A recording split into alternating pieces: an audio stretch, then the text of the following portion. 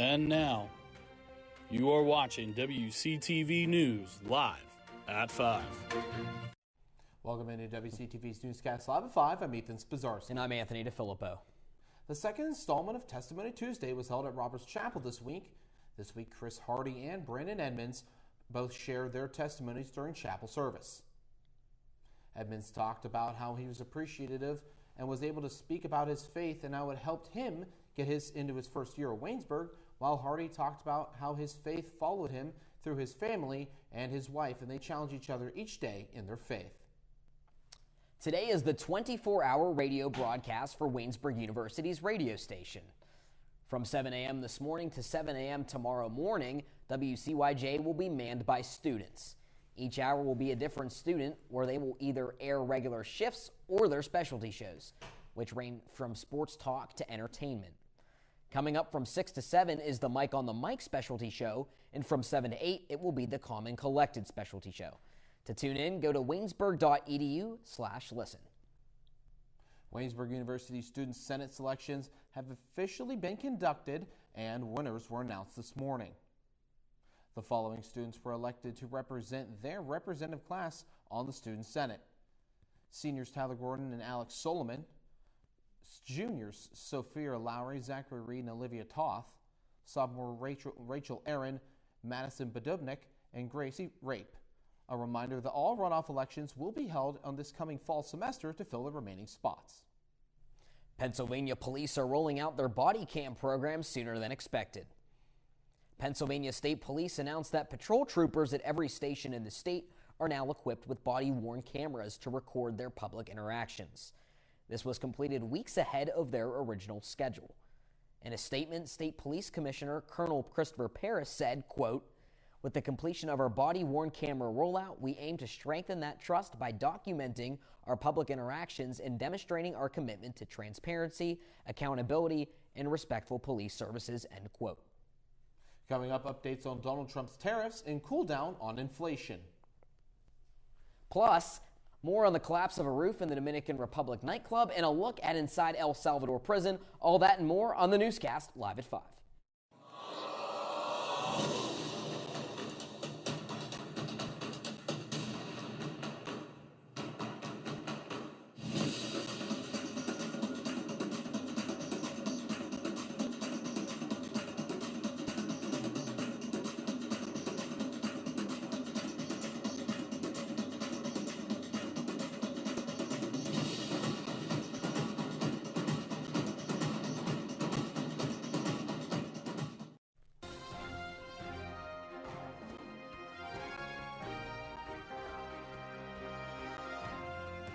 Welcome to the Newscast live at 5.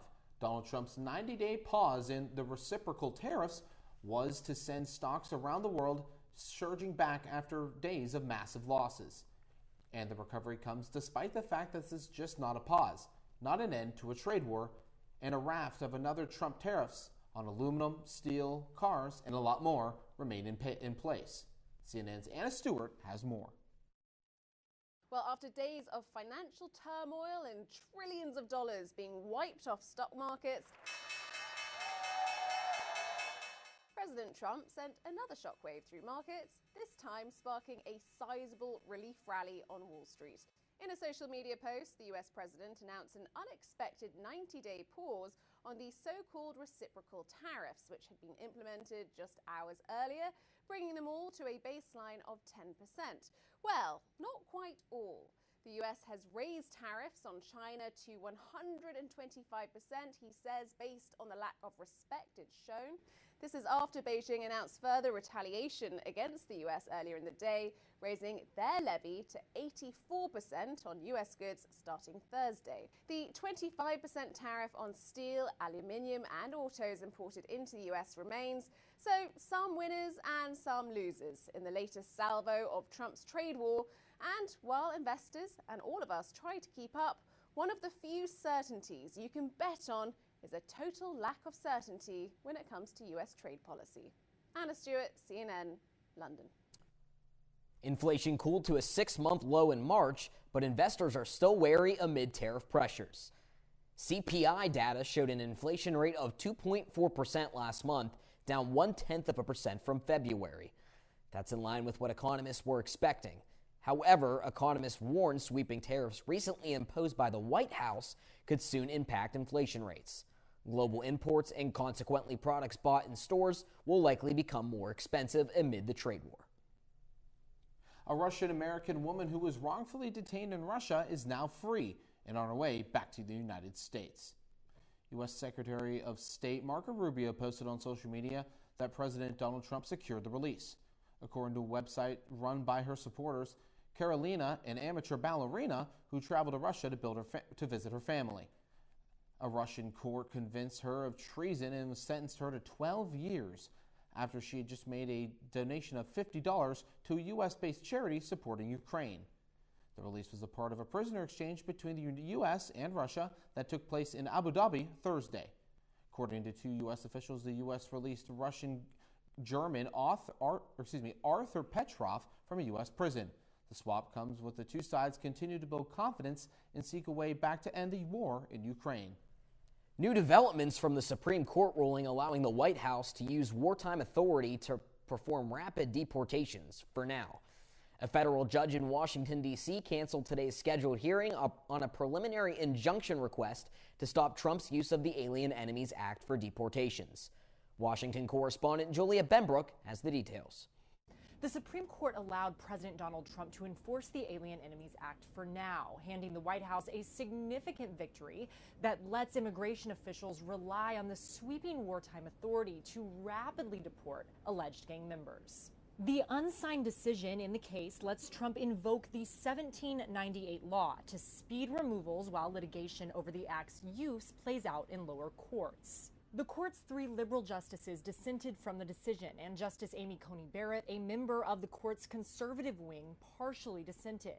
Justice Sonia Sotomayor, the court's most senior liberal, argued that the Trump administration's conduct in the case, quote, poses an extraordinary threat to the rule of law. The president and his team are praising the decision. This decision proves that President Trump and our administration have always been right from the beginning. He will continue to utilize the Alien Enemies Act to remove foreign terrorists. But the court did put some guidelines in place, stressing that going forward, the accused should receive notice they are subject to rapid deportation, as well as an opportunity to have their removal reviewed by the federal court where they're being detained.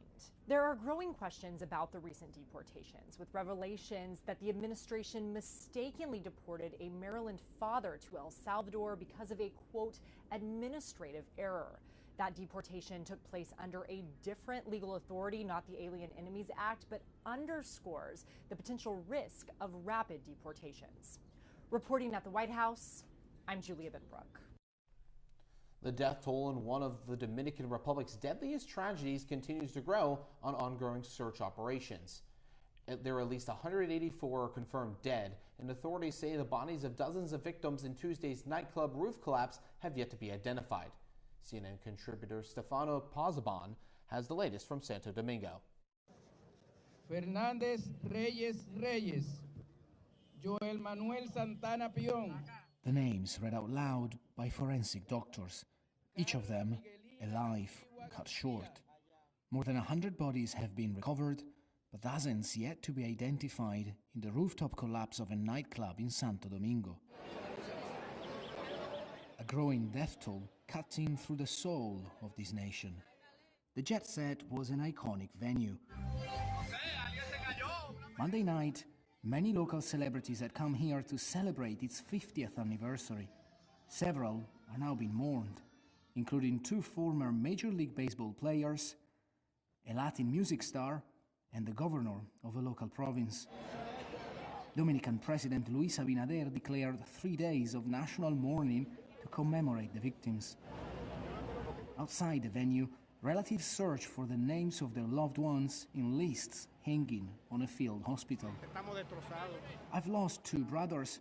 This is a national tragedy. We are just heartbroken, says this man. The rescue operations continue in the dark. There are still people to be found, a race against time even when hope is fading fast.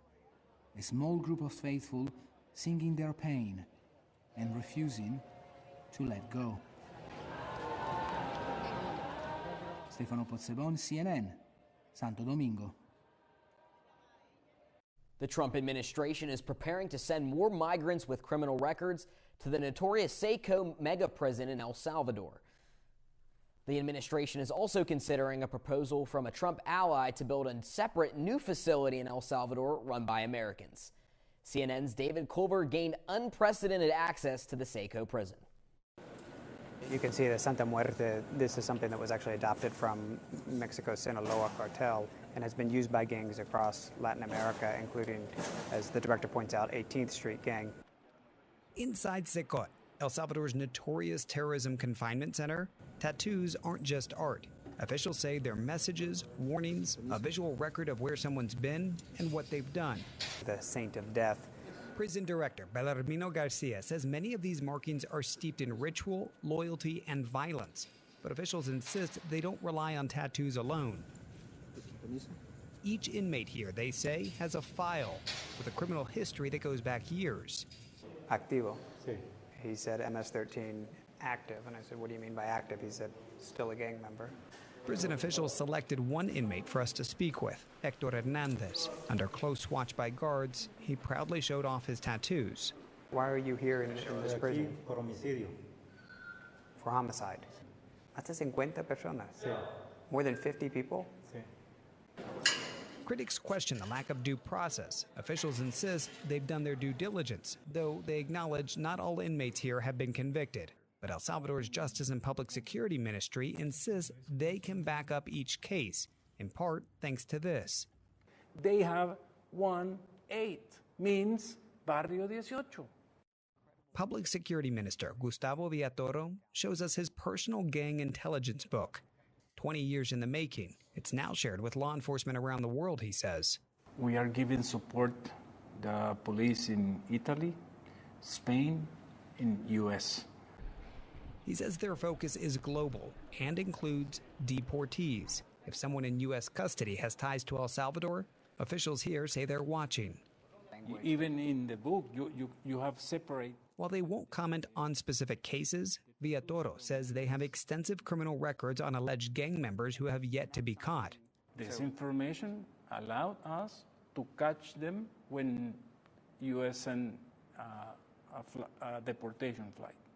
We checked all of them, and if we found someone who we are very sure that he is a member of any gangs in El Salvador, we capture them and put in jail. You know exactly who's coming in on those deportation flights? Yes. So did you specifically want those individuals to come back? Of course. Of course. The minister continuously updates his findings and says he shares those records and other gang intel with U.S. law enforcement. The tactics used to track gang symbols here in El Salvador started outside prison walls, where ink can mean art or accusation. Era como, ¿qué te tapaste? ¿Qué hay ahí? ¿Qué es eso? What are you covering up? Exacto. That's what they see when Es they un look cover y... Tattoo artist Alejandra Angel says she once worried her ink might draw suspicion, especially after President Nayib Bukele launched a state of emergency in 2022 to dismantle gangs. She says her decision to cover an old design that she no longer liked raised questions, but nothing ever came of it. Entonces no hay nada malo ahí, no pasa nada. Camilo Rodriguez, another tattoo artist, says police stopped him twice early on in the crackdown, asking what his tattoos meant. He said no longer are people fearing police when they have tattoos. He's actually seen more and more professionals, doctors, lawyers come and want to get tattoos done. Camilo says officers here are now more informed, better trained, more precise. Inside Secot, the country's violent past is etched into skin. Yet for those being sent back across borders, tattoos may not just hint at who they are, they can help decide where they end up. With my colleague Priscilla Alvarez reporting that the U.S. is now planning to send more deportees to right here in El Salvador and eventually into Secot, raises the question, is there enough space? Now, the prison director told me on our tour that the capacity of the prison is about 40,000 and that they're nearing capacity at this point, but that there is still sufficient space. The public minister telling me that they are considering all options, including expanding and even looking into potentially building a second Secot. That'll do it for national news. Coming up next is Wire Clatterball with business and entertainment. But first, we step outside with a look at weather with our friend Meg Berry. As you can see, it is a little bit of a dreary day out here in Waynesburg, Pennsylvania. The rain has finally stopped. It's been on and off all day, but the clouds are here to stick around. So we'll see what the weather looks like as we head into the weekend and later into next week. Oh, I didn't see you there. I'm Mia Hinkins, and welcome to Buell Hall, home of Waynesburg University's Department of Communication.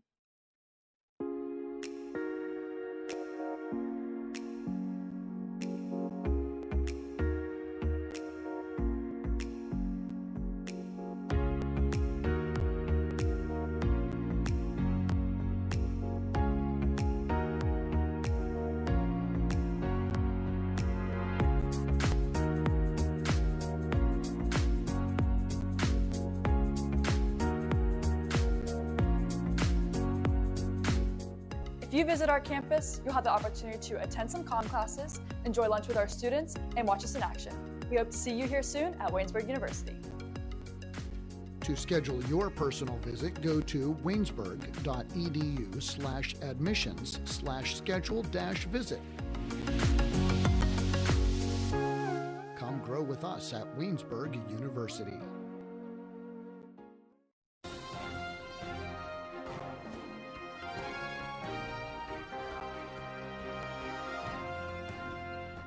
Welcome back to the newscast. I'm Wyatt Clatterball with your business and entertainment update. Amazon CEO says shoppers can likely expect some prices to rise due to the ongoing global trade war.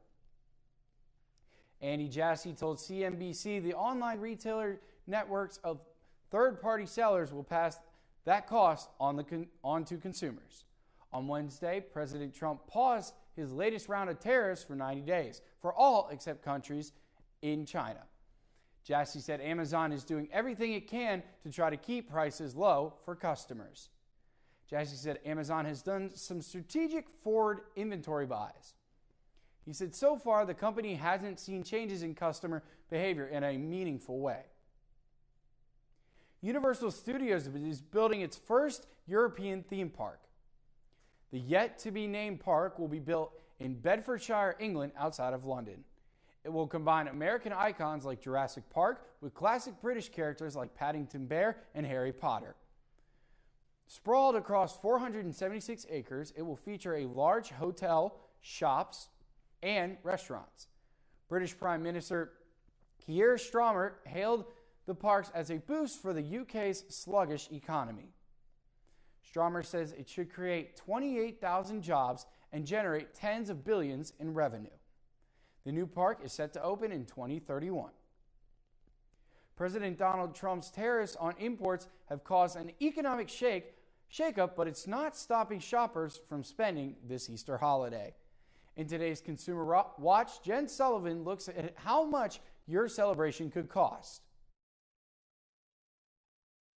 Easter spending is expected to soar this year despite a lot of economic uncertainty. Consumers are expecting to really go out for Easter this year. The National Retail Federation estimates consumers will shell out more than $23 billion this year, with people spending around $189 per person on average. That's up $12 from last year. Catherine Cullen from the National Retail Federation says even though some items are more expensive due to inflation, it's not holding people back from shopping. Through all of these tumultuous times, consumers have been very protective of these holidays. According to the NRF's recent survey, consumers will spend the most on candy and food.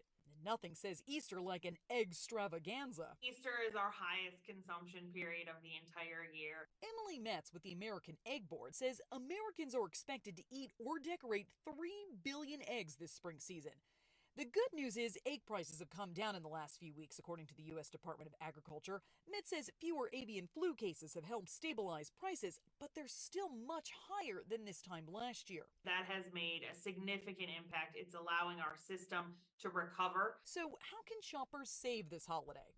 certainly think about which decorations you can reuse from last year, whether or not you can encourage people to participate in a potluck. Colin also recommends painting wooden eggs instead of real ones. For Consumer Watch, I'm Jen Sullivan. Big news in the fashion industry is two rivals will become one for big money. Luxury fashion giant Prada has agreed to buy rival Versace for fashion conglomerate Capri Holdings for $1.38 billion. The deal, which was announced Thursday, had been in danger of falling through due to recent market turmoil. Prada's namesake family hadn't approved the deal, but did so early Thursday. Jennifer Lopez is hosting an upcoming award show. Rick Damigella reveals which one, along with more news from Tinseltown in our Hollywood Minute. Jennifer Lopez returns to the AMAs. Lopez will take on hosting and performer duties at the 2025 American Music Awards. The show airs live from Las Vegas on CBS Memorial Day Monday, May 26th. You're impossibly fast and strong. You gotta give me some answers. Twilight goes on tour. GEA Live announces Twilight in Concert will take place in 60 U.S. cities later this year. The event features performances of the Twilight film's soundtracks played live to film. The tour starts September 12th, running through November. I'm going through my mom and Nona's recipes, and then I realized food is love. So I want to open an Italian restaurant. What are you, crazy? Vince Vaughn opens a restaurant with Italian grandmothers as the chefs in Nona's. This is your first look at the well-fed comedy, which hits the table on Netflix May 9th. Getting seconds and thirds of pasta in Hollywood, I'm Rick Damigella. That will do it for your business and entertainment update. I'm Wyatt Clatterball. When we return on the newscast, Dean Shazer has your sports.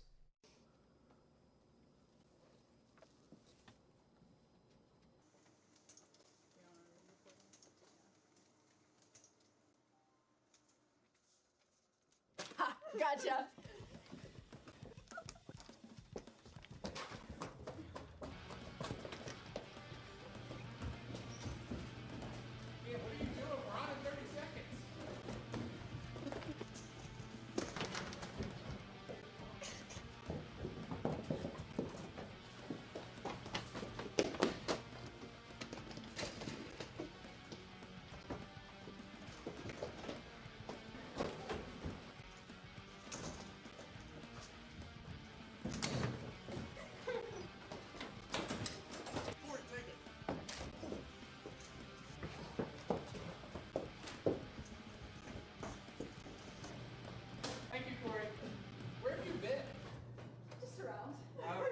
Fading up to Tyler and Mia in 5, 4, 3, 2, 1.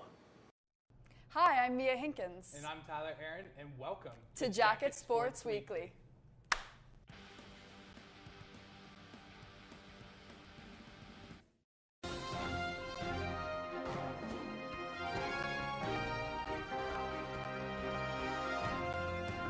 Welcome back to the newscast. This is Dean Shazer with your sports.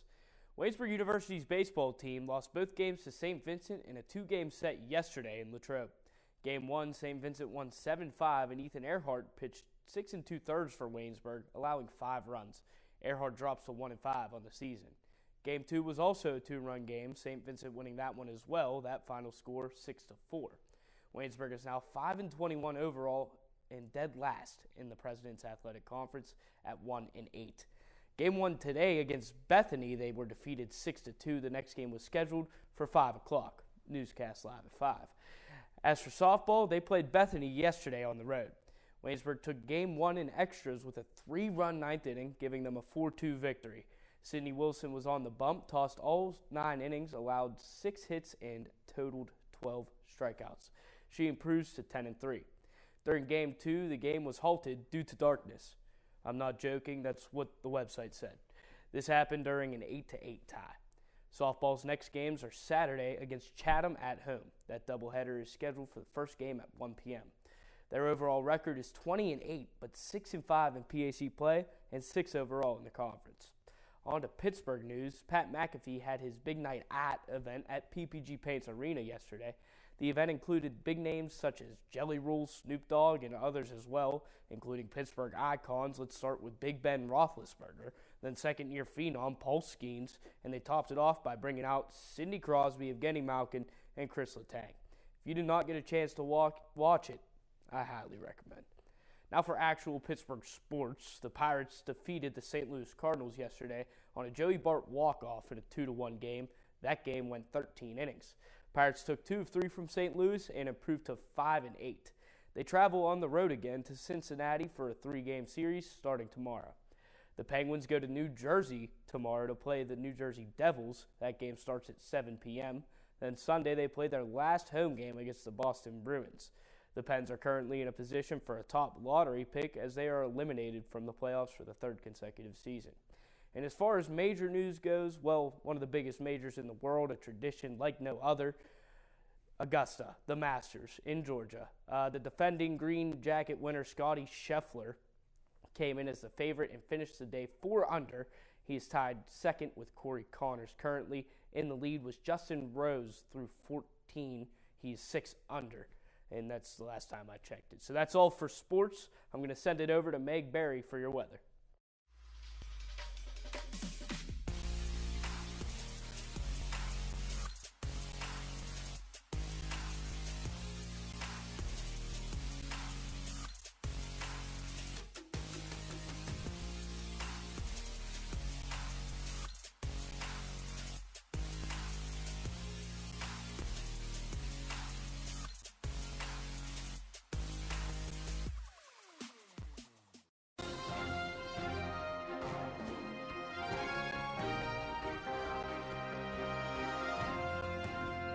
Good evening, ladies and gentlemen. I'm Meg Berry here with a quick weather update. It is currently a little bit of a rainy day here in Waynesburg, and fortunately, it does look like that rain is only going to be here for today. It is currently 50 degrees outside, low of 40 later this evening, and the rain has stopped for the day, but maybe it wouldn't be the worst idea to keep an umbrella or a rain jacket on you going into the weekend and next week. Tomorrow, it'll be a little bit warmer with a high of 52 and a low of 41. However, it's going to stay cloudy for most of the day. So make sure you bring a hoodie to the Johnson Commons for the Relay for Life tomorrow at 2 p.m. You can expect that same weather moving into the weekend. On Saturday, a high of 51 and a low of 39. And Sunday, a high of 57 and a low of 36. But still nothing but clouds in the sky. And as we move on to Monday, we may see some more rain with a 45% chance of rain throughout the day and a high of 66 and a low of 41. So although it is going to get a little warmer, make sure you have your umbrella for the day. And that chance of rain on Monday is going to bring a little bit of a cold front in as the temperature will begin to drop on Tuesday with a high of 50 and a low of 39 with cloudy skies. It will stay a little colder on Wednesday with clouds and a high of 48 and a low of 34. Yet we will see the sun again on Thursday with a high of 56 and a low of 33. So as the sun will come back out and the temperatures will get a little warmer, it'll just be in time to celebrate the resurrection of Jesus. So as we move into the Easter season, although it may be cloudy, try to get outside and sit in God's creation and soak up His goodness. And although the rain may mess up your tea time or other plans, April showers do indeed bring May flowers. That's all I have for weather. Now back to the guys at the desk. That'll do it for the newscast live at 5. For everyone behind the scenes and in front of the camera watching, we say thank you. Stay tuned on our WCTV YouTube page and social media platforms for more Waynesburg content.